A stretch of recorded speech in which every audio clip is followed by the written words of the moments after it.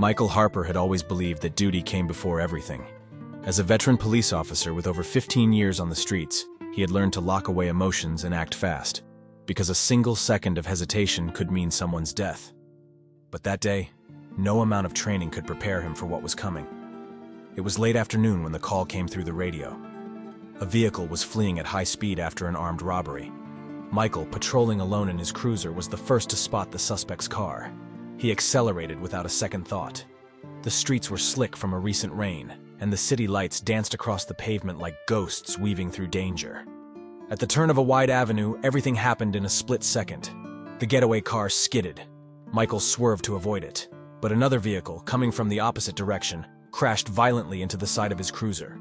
The sound of the impact was deafening. By the time the firefighters pulled him from the wreckage, Michael was unconscious, with multiple fractures and a severe head injury. Word spread quickly among the department. The precinct's hero was now fighting for his life. If this story has already moved you this far, just imagine what's still to come. But before we continue, leave a like, subscribe to the channel, and turn on the notification bell. It helps this story reach even more hearts. And tell me in the comments, which city or country are you watching from?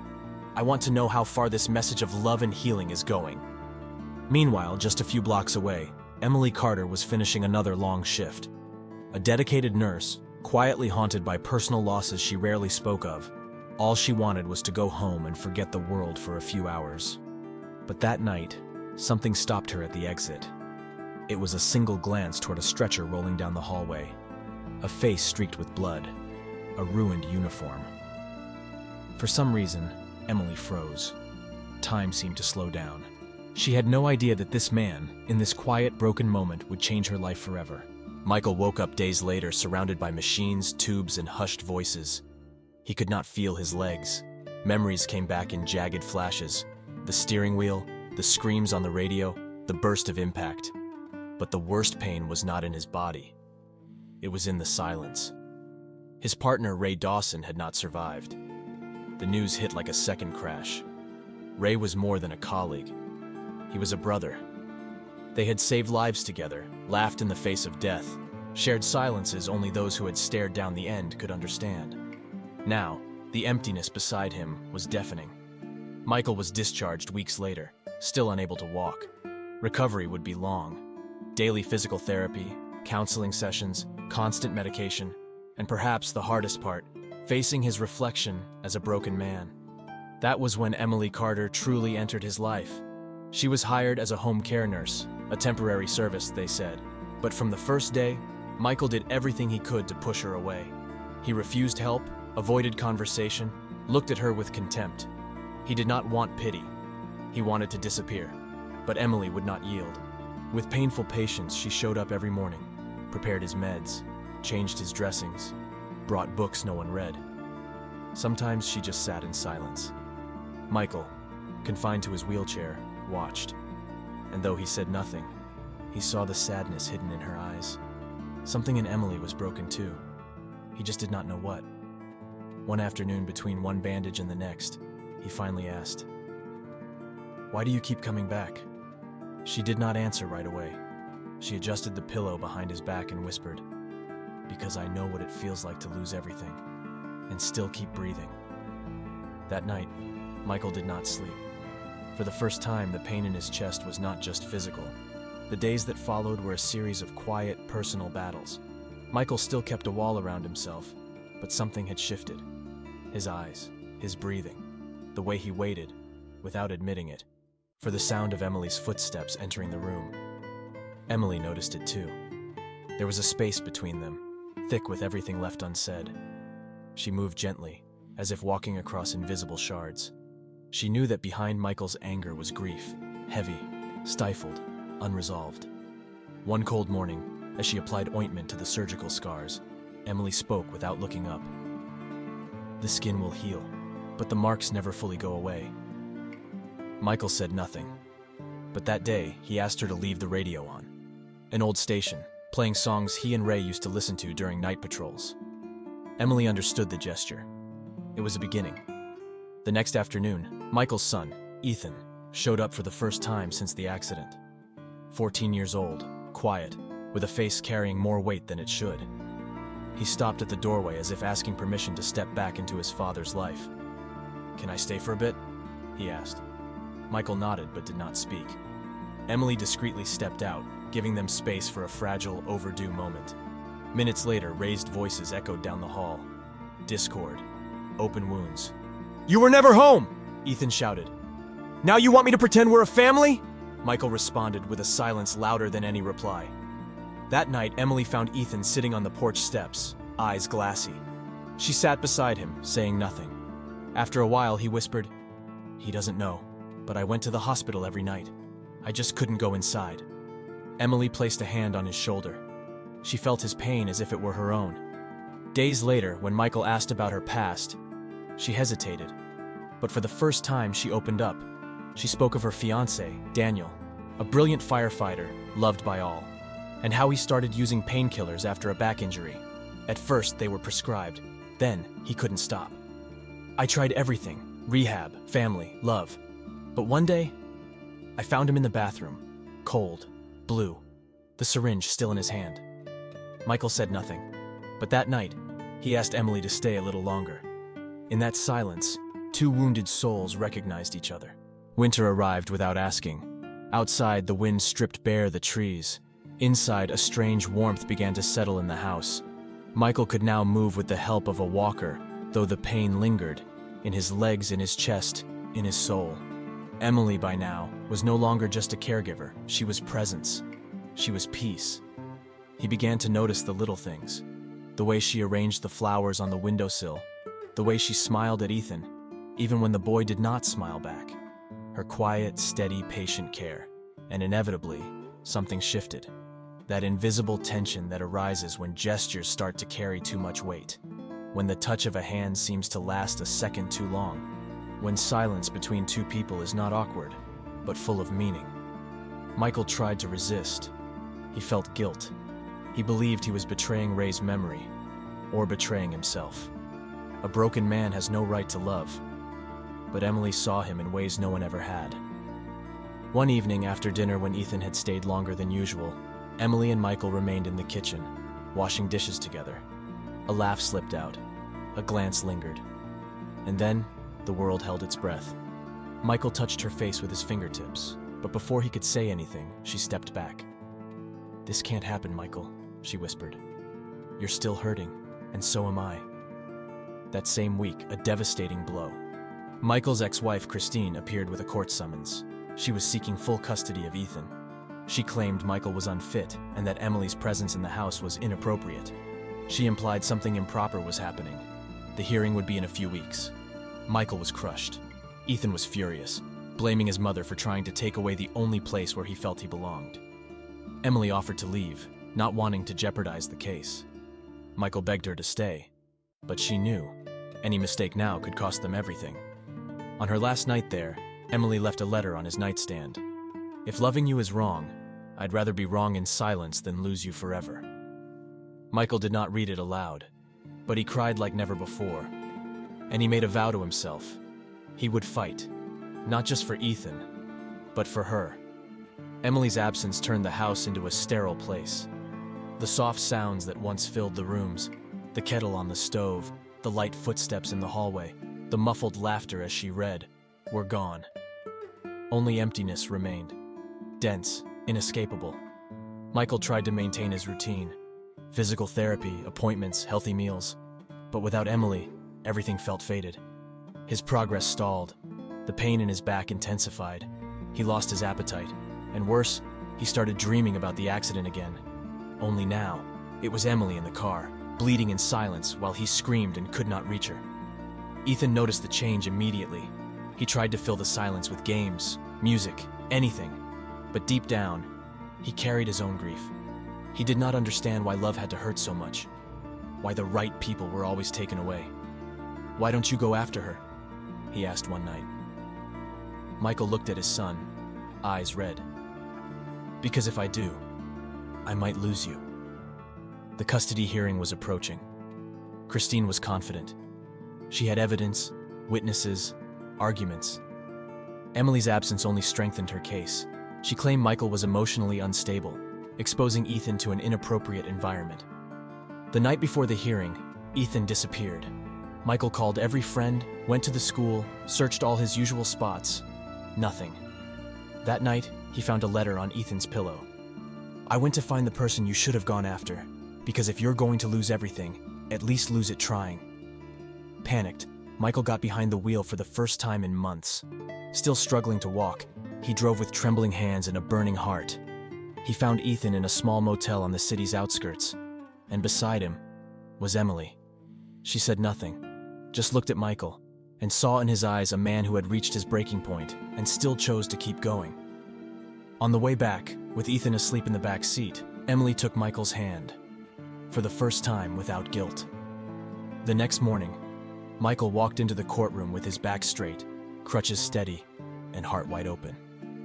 "My name is Michael Harper. I am a flawed man, a father rebuilding himself. But the love my son has for this woman saved my life, and her presence made us better." Across the room, Christine looked away. For the first time, she knew she had lost. Not the legal fight, but the emotional one. The court ruling was not unanimous, but it was fair. Michael kept joint custody of Ethan, with primary residency rights.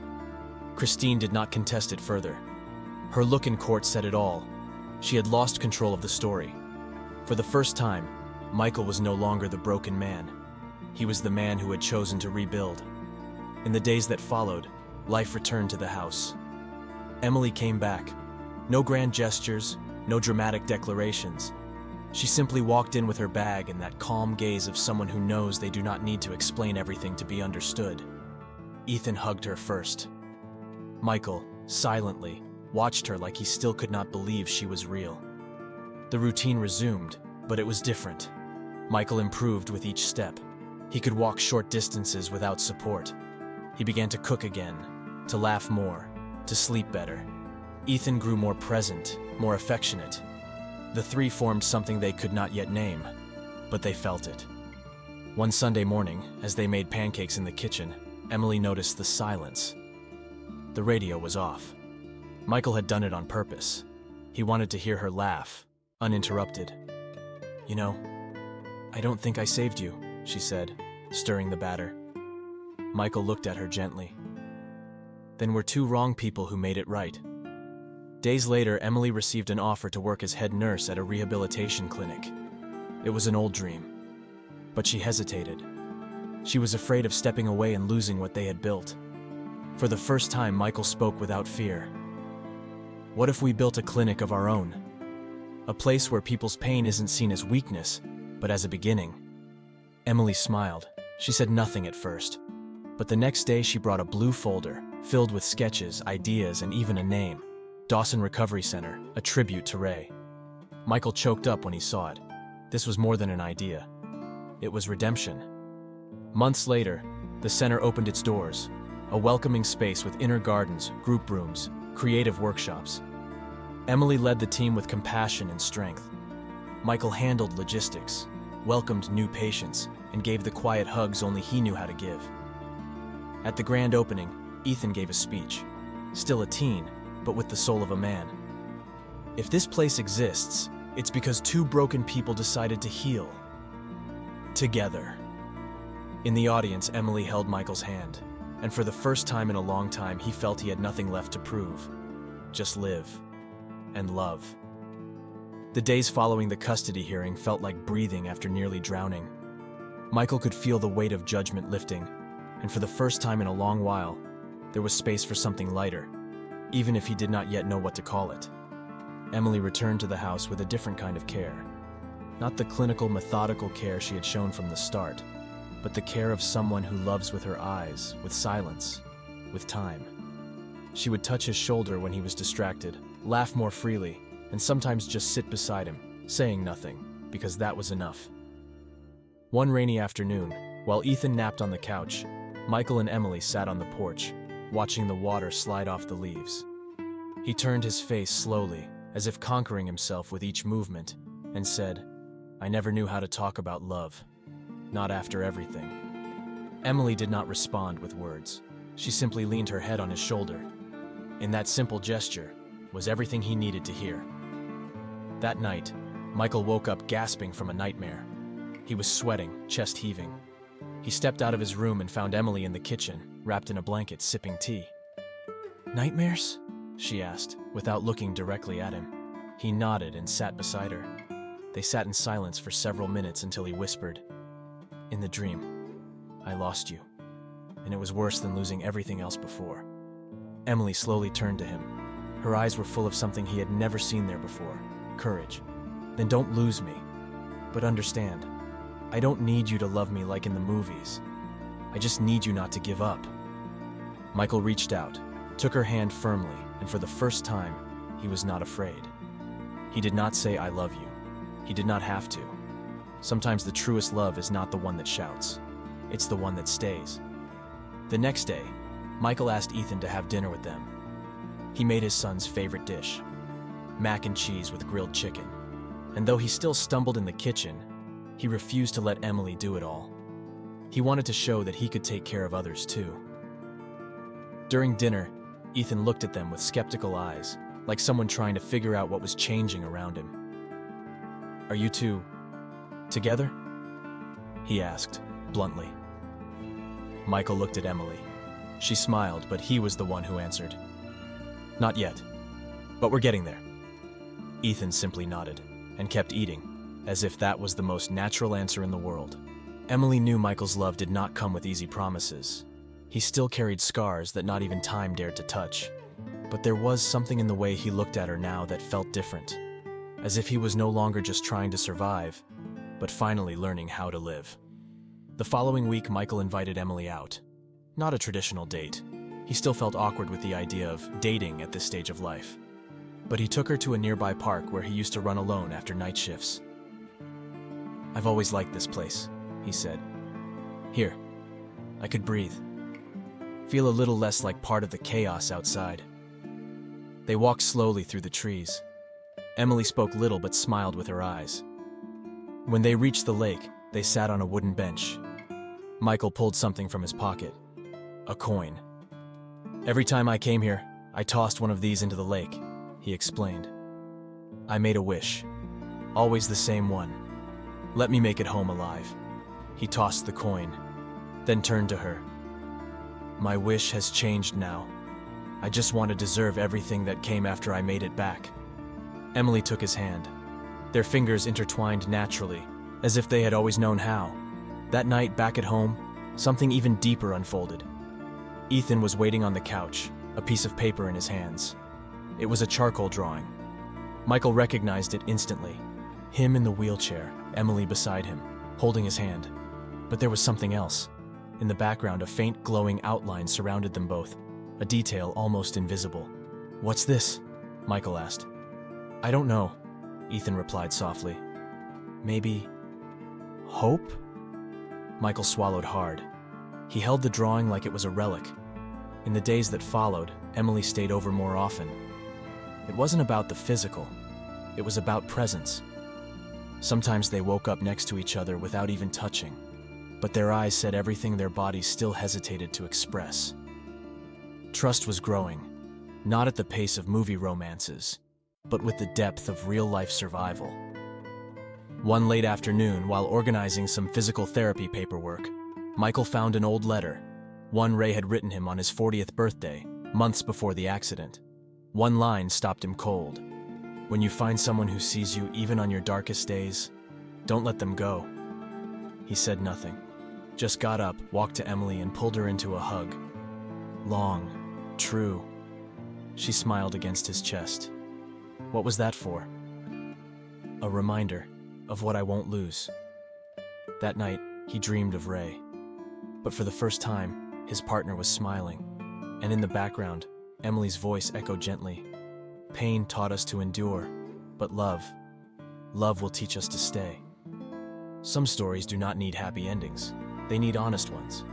And this one, perhaps, is among the rare few that found both. Michael Harper never became the same man again. He became someone else. Slower in step, deeper in gaze. He no longer saw pain as an enemy, but as a silent teacher. Emily Carter changed too. From caregiver, she became partner. From observer, the lead in her own healing. And together, they found a space where love was not an escape. It was a shelter. The Dawson Recovery Center thrived. People arrived in pieces and left rebuilt, some physically, others emotionally. But all carried a piece of that home with them, a home built on loss, silence, and new beginnings. Ethan grew up, studied psychology, returned to the center years later, not as Michael's son, but as a therapist. He said he wanted to help other boys like him, those who feel too much and say too little. On the center's porch, on just another afternoon, Michael and Emily sat side by side, unhurried. She read. He simply watched the horizon. "You know what scares me the most?" he asked suddenly. Emily closed her book and turned to him. "What?" "Almost not living this, almost letting it pass me by, out of fear." She smiled, took his hand, firmly, like that first night in the hospital. "We do not lose what is real, Michael. At most, we postpone it." The camera pulls back. The sun sets, the center in the background. A new patient arrives carrying a suitcase and the gaze of someone who has no idea where to begin again. Michael stands, walks toward her, smiles kindly. "Welcome, you are safe here." Then a slow fade to black, silence. Because love does not fix everything, but sometimes it heals.